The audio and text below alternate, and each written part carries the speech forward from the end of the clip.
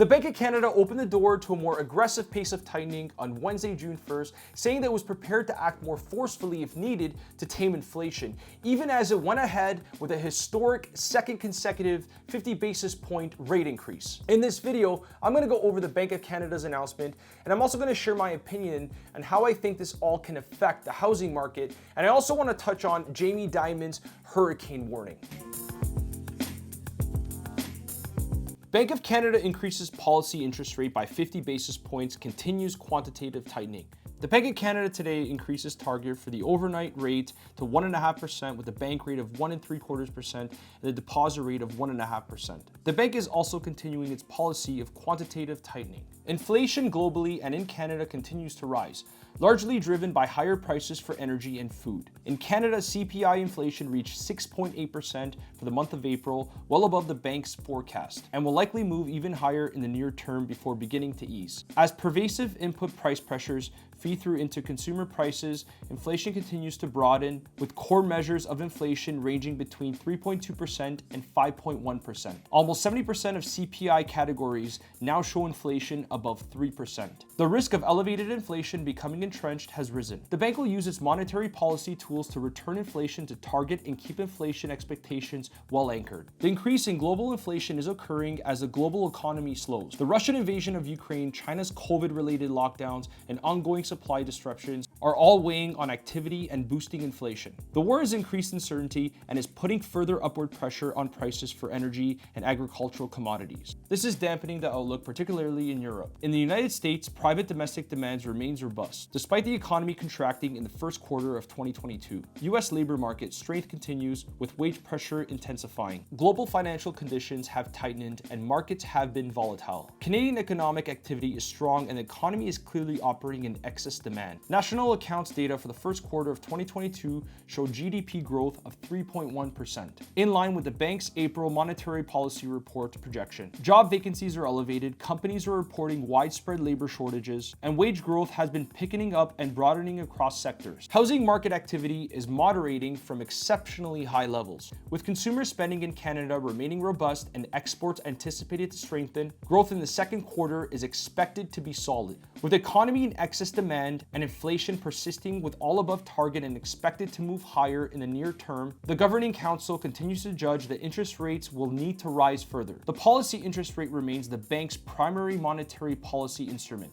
with quantitative tightening acting as a complementary tool. The pace of further increases in the policy rate will be guided by the bank's ongoing assessment of the economy and inflation, and the governing policy is prepared to act more forcefully if needed to meet its commitment to achieve the 2% inflation target. So will the interest rate hike cause a decline in the housing market, and will it make it easier for people that weren't able to enter into the market before? You know, if you're a seller and you wanted to make some good profit, you're probably going to be sad now because you're not going to get as much as February, which was the peak. In terms of affordability, it's going to be tough. You know, rates will continue to rise, and even if the prices pull back, it's still going to be tough for people to get a mortgage.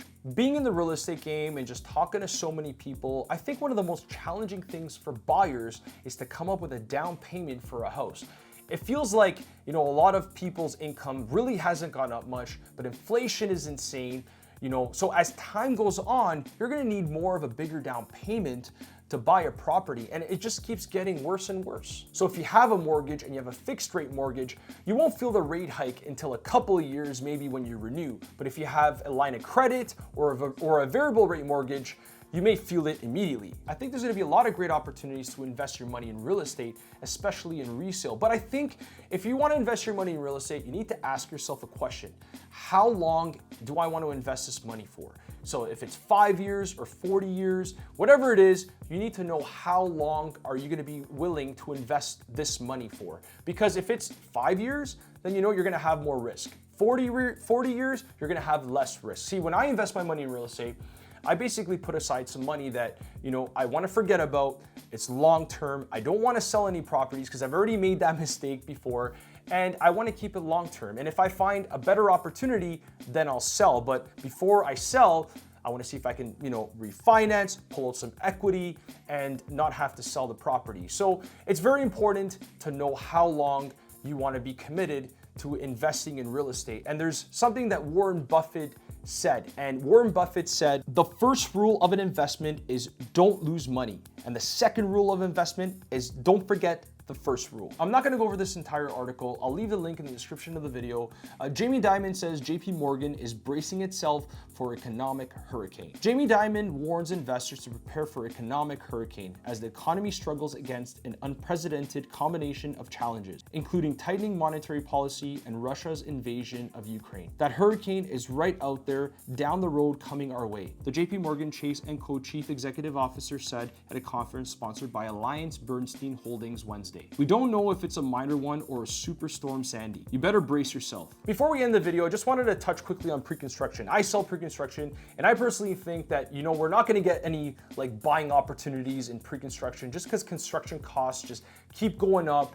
And you know, like if you're buying a pre-construction condo, for example, it could be ready in like 6 to 8 to even 10 years from now. So if you're looking to buy pre-construction, hit me up. I'll leave all my contact info in the description of the video. And I want to know from you guys, are you guys like gonna be buying soon? Like what's your plan? Like what do you think is gonna happen with the housing market? Leave your comments in the comment section below. I hope to see you in the next one. Adios.